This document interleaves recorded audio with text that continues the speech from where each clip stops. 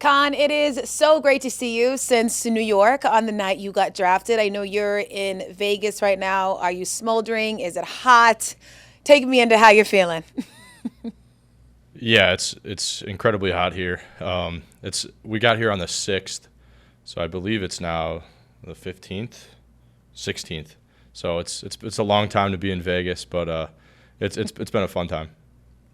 For sure. And I mean, soak in every moment because I was just talking to my friend about this, and I'm just like, you are living a North Carolina storybook life right now. Like, obviously, went to Duke, then not moving too far because now you're playing for the Hornets, and your mom's name is, Charlotte. I mean, meant to be. Does it feel that way? Like, some of this is just a little bit of destiny for Kon. Yeah, it's definitely really really cool. You know, being in a spot you're kind of familiar with. Having a teammate from last year in Sion James is also really special. And then coincidentally, my little brothers had a tournament in Rock Hill, South Carolina, which is like 35 minutes from Charlotte, and they were flying to Charlotte after the draft anyway for a tournament. So we got to fly together. It was No so that was way. really cool. Yeah. Oh, that is so cool. I love that. Which, by the way, it was so cool to just see your entire family there at the draft, to get to do the interview with your brothers. It was just a beautiful moment. And I think for a lot of people, a reminder that a night like that is so much of it is about your family being there to support you, to see your dream come true. So just congratulations again on the moment. But also, what did it feel like, you think, for them to be able to watch you at Barclays, go up there, shake the commissioner's hand, and just live out your dream in front of them? Yeah, like obviously it's a special moment for me, but like you said, it's a special moment for our family because it's a lot of work that we all put into it. All my brothers were at the gym with me all the time, every day. My parents would come with us and take us and really support us that way and get us on all our practices and all our games. So it's just kind of a shared moment, which makes it all that much more better, you know, like than just Yeah. going up there by yourself or accomplishing a dream, but sharing that with your family is special. Amazing. I love it. Okay, so if you can't say draft night, what has been the most surreal moment so far? The moment that said, oh, I'm an NBA player. Um, Probably getting to the next day, so landing in Charlotte and having like a nice welcome from all the fans, and then going over for dinner and the owners there, GM, coaches there, and having lunch. That was real cool. You felt like you were part of that team already. It had only been 24 hours, less than that even. So that whole welcoming, and then obviously like the first practice, and then getting out here for summer league. Those things have been kind of eye opening. Okay, so take me into the first conversation that you had with LaMelo Ball. Yeah, it was actually at the lunch I'm talking about. So this wasn't in person, I guess, but he texted me, and then he FaceTimed me, um, and he was super excited. He's a funny guy. He's he's a good dude. I look forward to having more conversations. You know, we're not around each other a bunch right now, but when we get back and get to work in early August, it'll be great. We just saw him today, working out and getting a lift in. So, you know, it's cool when he's coming around, especially coming around the summer league team. It's cool to have that support. So before you were a member of the Hornets, how did you evaluate LaMelo's game? What did you like about his style? Of course, he's an incredible scorer. What did you think about his game? And now that you are a member of the team, how can you really compliment him and help bring Charlotte to the next level? Yeah, I mean, obviously LaMelo is a super super talented player. You know, his ability to create shots for himself off the dribble. I've always admired his passing, like especially the creativity he passes with, and he seems like he's a step ahead of the defense. So just being able to space the floor for him, you know, get open, give him some space to create, but also be a guy that he can trust getting the ball to, and also a guy that's going to be looking for him all the time. I mean, of course, we know the Hornets have immense talent, but what we don't necessarily know is when that talent culminates into meaningful basketball, playoff games, lots of wins. How do you want to contribute to that? And do you take that personally? You know, that you're on a franchise where people are wanting to see the potential meet itself, and sort of get out of this, I don't want to say bottom layer of the league, but at least rise into some of the talent that is around it. Yeah. Obviously we're in a spot right now where we don't want to be anymore. We want to keep improving each year. And, I know me and the other rookies and the guys on the team right now, we take pride in wanting to get better every day. And then if you keep stacking days, we'll eventually see improvement on the floor.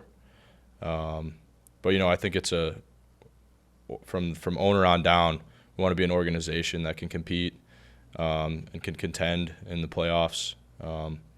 So just bringing in some of that culture and some of that, the winning ways, and hopefully we can keep nurturing that with the Hornets.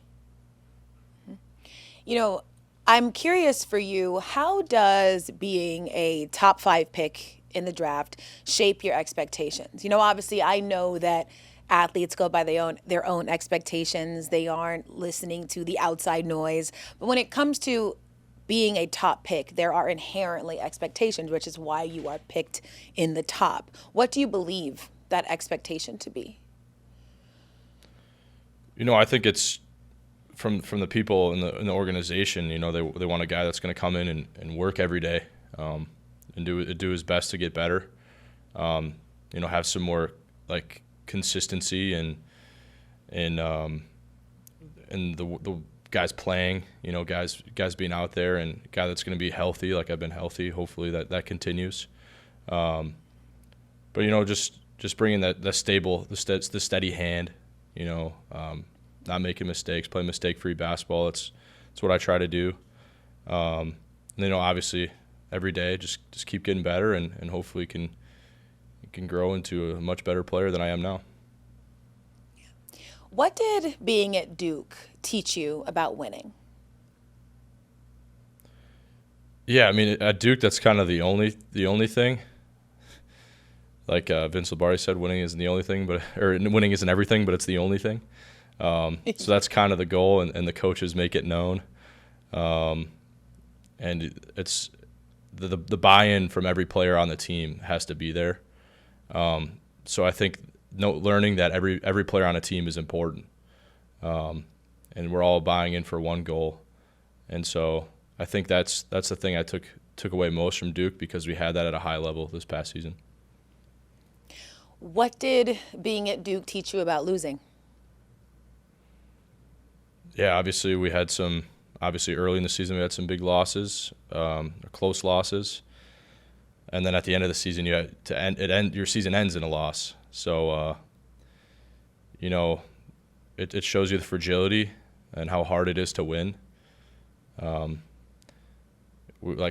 last game we played in the Final Four, we had no business losing that game, and we lost. And that's something you have to live with, and you got to use it as motivation to get better. And it's hard to not come back with those same guys, but you have to carry it personally onto the next step, and I've kind of carried that with me here. Yeah. I mean, it probably doesn't mean much to hear this because of how the season ended, but so much talent on that team. It was so exciting watching you all play. And I think that just through your college career, you all just gained so many fans. It was clear how close you all were. To your point, there was just such an immense level of teamwork and buy-in that had to happen for Duke to, even accomplish going to the Final Four. So even though you didn't win, I mean it when I say it was just really fun to watch you guys. And then it was really fun for me at the draft. I was interviewing Cooper Flagg the minute that you got drafted, and he had the most wholesome reaction to hearing your name. He was more excited to hear your name, I feel like, than the fact that he had gone number 1 overall. I'm curious if you saw that video and the emotions that it brought out of you to see, your brother and teammate just be over the moon to watch you accomplish that. Yeah, I saw the video. It's really special. Because it extends behind just him just being my teammate or whatever. Like, he actually cares for me and wants me to have success. And we feel that way about each other. But to see someone so excited for someone else's success, you don't see that all the time. And that was really cool. I got a little choked up when I saw it for the first time. Yeah, that was a special thing. What has that relationship and friendship meant to your life? Man, it was leaving to go to school just like any kid. It was hard, especially with having such a tight-knit family. I was pretty homesick at the start, so just being able to lean on that friendship and have him, and have obviously basketball, but the way we played on the court and then what we could just hang out after. And do whatever was a big support for me at a kind of a tough time when I was missing my family. So I have nothing but good things to say about Coop. He's a real special dude. I love it. The bond is so clear. Cooper Flagg, good roommate, messy roommate, loud roommate, great roommate. Give me the scouting report on Cooper as a roommate. He was great. The only time he was loud were when his brother Hunter and Ace would come over, and I came over once and Ace was just chilling in my bed. So the only complaints I'd have was about those guys. I have nothing bad to say about Cooper. I love that. Okay, not to revisit the loss, but I do think it is interesting because even when you talk about losing in the Final Four, I can tell the emotions are still a little bit there. How often do you think about that game? I told my assistant coach the night of we were getting off the elevator. I was like, I'll never forget that for the rest of my life. I'll have to live with that because, I don't have another chance to redeem that. I think about it a couple times a week, still. Now, so I don't get as mad or have emotions about it as much, but I'll just think about, man, that would have been sweet if we would pulled that one out. No, for sure. Yeah. I always have this debate with my friends. I'm interested in, as somebody who is fresh off of the NCAA circuit, your thoughts on this. Does the tournament, and I mean generally in all the years of the tournament, do you think that it proves who is the best team in college basketball, or do you think it proves the team that can survive on a given night? Because those two things aren't the same.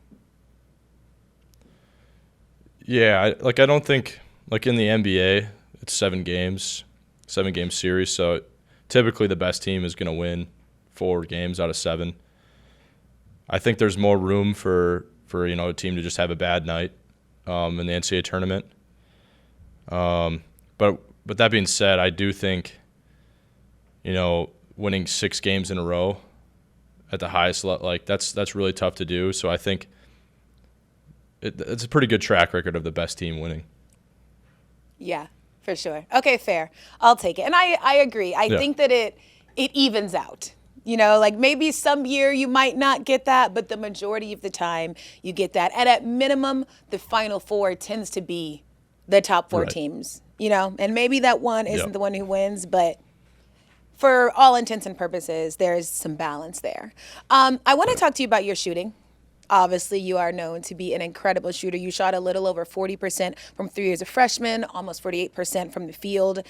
Being a shooter, of course, is the most coveted thing that you can be in the NBA. How do you go from being a really good shooter to a great shooter? I think just adding different ways to get your shot off. I started as a good shooter, I was a really good catch and shoot. Which I still am, in high school, and then finding ways all right, how I'm going to be a better mid-range shooter, or a better off the dribble shooter. That's what I'm working on now, or I'm better off the move. So just finding different ways to get your shot off and then becoming great at each of those ways is how you become or becoming good at each of those ways is how you become a great shooter. Yeah, I feel like there was a lot of focus on you as an off-the-dribble shooter around the draft, but I also think that there wasn't a super large sample size of you doing that at Duke. Do you think that there is a misconception of the kind of shooter that you can be? Do you think it is fair to be judged off of those numbers when you were at Duke? What's your take on that? Yeah, I mean, I definitely think it's fair. I've been pretty honest about it. Like, I don't think I was a very good off-the-dribble shooter. Just because it was something like in high school, I never really shot them very often. So it's something I've becoming more and more comfortable with, something I'm working on all the time. And so I feel like I'm getting to a point now where I'm feeling very comfortable off the dribble, especially from three. Like, I feel pretty comfortable in the mid-range off the dribble. But it's definitely from the three-point range where I'm striving to make the most improvement. So growing up and being an NBA fan, tell me who you watched and said, all right, I love how they play the game, and this is the kind of shooter I can be, or at least hope to be. Well, being from Milwaukee, I was a big Bucks fan, so watching Middleton, because he's a really dangerous mid-range scorer, which I always loved. His turnaround, fadeaway, and then just his three-point shot was always fluid. He could do it off the catch, off the bounce. So he was one of my favorite players, so I always looked up to him. And then, I feel like every person that shoots the ball really idolizes Klay, just because his mechanics are perfect. His base is always the same. And his shot is so pretty. I love that. I just sent you a message, if you don't mind opening it and listening to that message for me. Oh, man. What's up, Kon? Heard you're interviewing with Taylor today. She's one of the best in the industry, so you're in great hands. I know she's going to be asking the good stuff, but just wanted to wish you well, and thanks for the words of trying to model your game after me. Makes me feel kind of old, but also very appreciative of great young athletes like yourself who are coming to take over the league and carry on the torch of what we started, and what you and Cooper did last season and the rest of the guys. Incredible run, especially for a bunch of freshmen. That's unheard of, really, some Fab Five stuff. I'm just excited for your next chapter in the league. Never lose that confidence that got you here, especially when shooting the basketball. And I heard you aspire to be a two-way player, and that's something I prided myself on for a long time. And I can still guard now. Don't think my days of guarding are long gone. I can still get out there and switch on a point guard or a four-man if I have to. But enjoy your rookie year as much as you can, because it will go by faster you can blink an eye. So be well, brother. That's awesome. So what's that like? Klay is somebody that you grew up idolizing as a shooter, and now you get to hear him give you your flowers. What does that moment feel like? That's pretty cool. I love that he talked about, because I think I mentioned that he used to be a better defender than he is now. So I love that he still is like, I can still guard, man. That's awesome. But I just remember, because he played for Tony Bennett in college, and I was recruited by Tony Bennett. So I just remember them always showing clips of Klay. And so it's kind of cool how that comes full circle. Yeah. What do you think you most took from Klay's shot? I just think the base. Like, he has a pretty wide base. So I did when I try to have my feet. They're not, your feet aren't always going to be in like the right same spot, but having your base set makes your shoulders set. And he has sometimes he has more of a wide base, just based on how he's coming off a screen, or maybe he's like flaring to the corner. So that's something that I took away. One thing that he spoke about there, and it is, of course, one of the defining characteristics of who Klay is as a player, is always having confidence in your shot. And that if you want to be a great shooter, that can absolutely never waver. When your shots aren't falling, when you aren't playing exactly how you want to play, how do you continue to maintain that confidence that is necessary to be who you want to be in this league? Yeah, I mean, sometimes the shot's not going to go in. And there's a lot of areas in basketball to impact a game. So I try to focus on those areas when my shot's not falling. I'm still going to take every shot that I can get that's open, that's a good look for us. But I'm going to chip in, get some more rebounds, or I'm going to make sure my guy's not scoring. I'm defending at a high level, or making plays for my teammates. I think people tend to associate missing shots and having a bad game. And something my dad always said was, "Oh, you didn't have a bad game. You just shot bad. You played well, but you shot bad." So trying to take that and remember that all the time when I play. That is such a good perspective and way to look at it, that there are other ways to impact the game, to impact winning. And I also think this is very relevant coming off of the summer leagues that you've had, the summer league games that you've had. Of course, you struggled a bit to find that shot during your debut. 5 points, 1 for 8 from the floor, 0 for 5 from the perimeter, but you very much so bounced back, picked it up immediately in the next game, scoring 16 points on 5 for 10 shooting, but also 10 rebounds, 4 assists. What did you change or tweak between those games, if anything, or if it was really just you getting into your rhythm? Yeah, and then, I missed 3 free throws in the first game as well, so it was just kind of like a full, oh, man, shot's not going in today. But, yeah, I think I tried to fix just, my mindset a little bit. Wanted to be a little more aggressive the next game, aggressive looking for my own shot, but also aggressive to make a play, aggressive to go get a rebound. Something that I learned is if you get a couple of rebounds, you get yourself going into the game, gets you a feel for the ball, just a feel for the game in general, and kind of gets you going a little bit. So I try to focus on, just going and crashing the boards as hard as I could.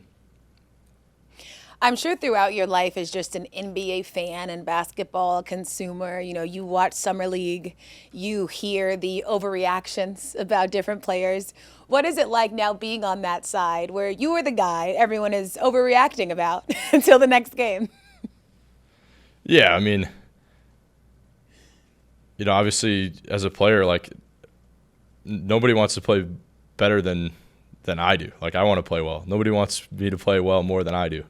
And it's funny seeing other guys like Cooper shot it bad his first game. Oh man, Cooper can't shoot. Did you watch the guy play?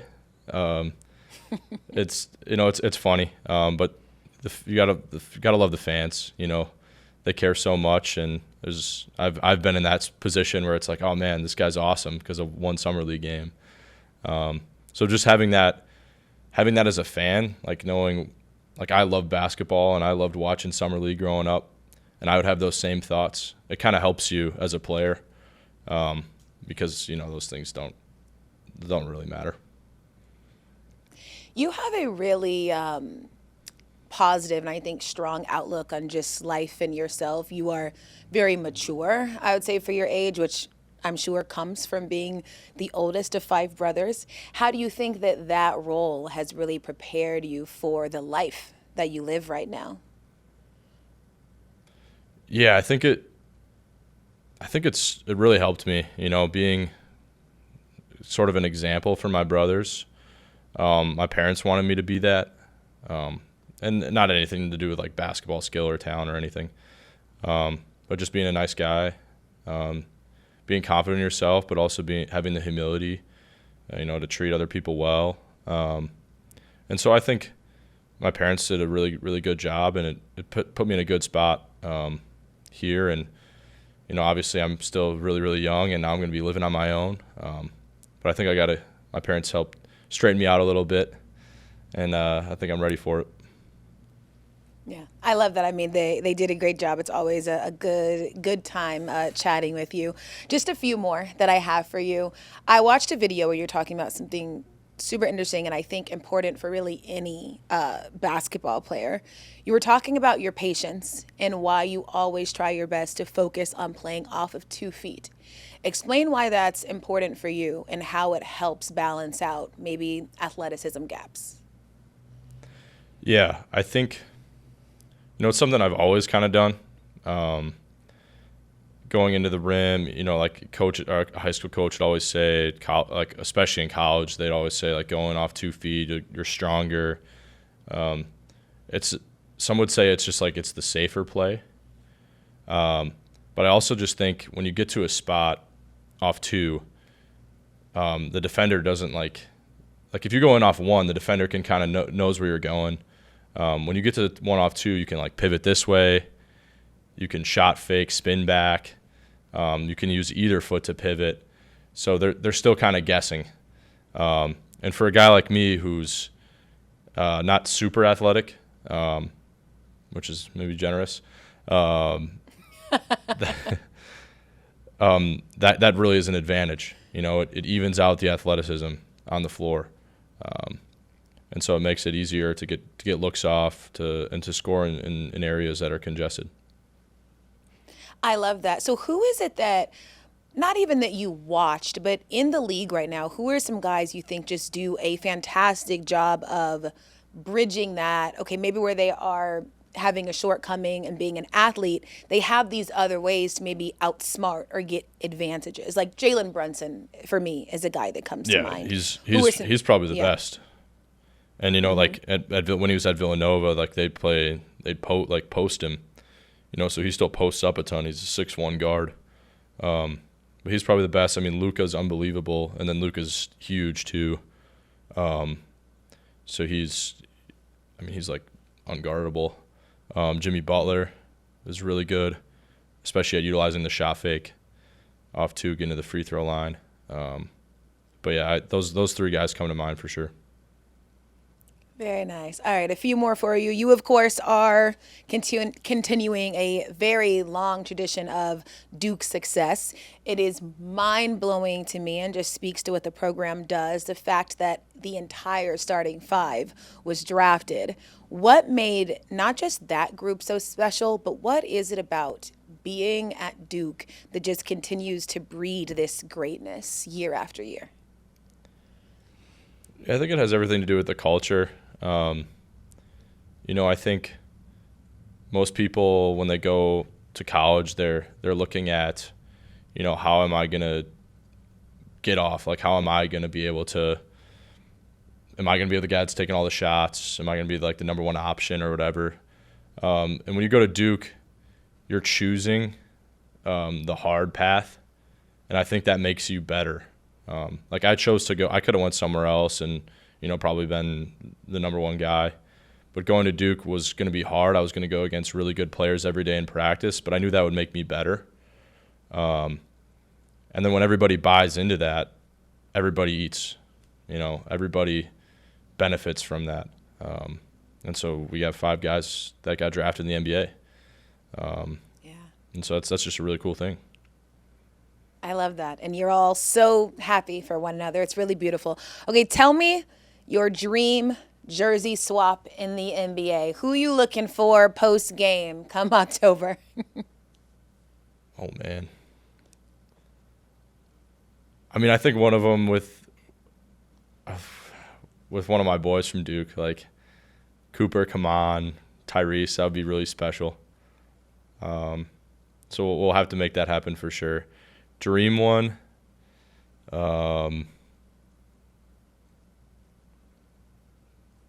like maybe Chris Middleton, maybe Giannis. I don't know. That would be way up there.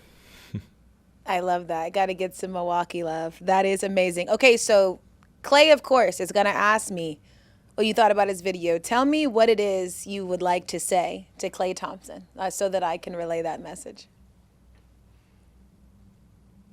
Oh, that he's just – well, I don't know if I should say that. I love the when he did the big ball celebration. Tell him that because that was awesome because that's what he has. He's got cojones. He'll love that. Yeah. But just tell him he's the best off-ball mover ever. He's better than Steph, in my opinion. He'll get a big kick out of that. You mean that? Do you feel that way when you watch them play? Yeah, I feel that way. Yep. Yeah. Tell me more.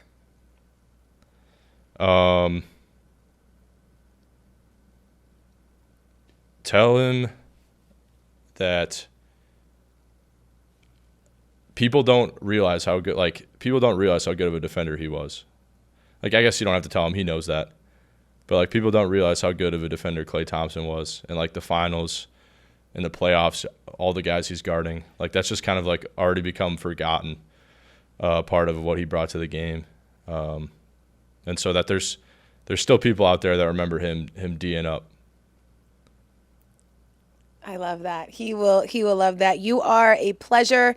I ask every single person this to in the interview. Tell me who has been your biggest assist off the court. Biggest assist off the court. Or my mom. She just helps support me. And she's always helped me get better, and she, being a hooper herself, she understands how important that is and how important basketball is to me. So she's just the best. Beautiful answer. Shout out to moms. Kon, I never take it for granted that I get to be there on the day that many of you fulfill your dream, your lifelong dream, what you have worked for as long as you can remember, I'm sure. So being there then and being able to talk to you today, I am so excited to watch you have a long and successful NBA career, and I am so thankful that you took some time to chat with me today. Great to see you. Yeah, good to see you. Thanks for having me. Absolutely. Until next time.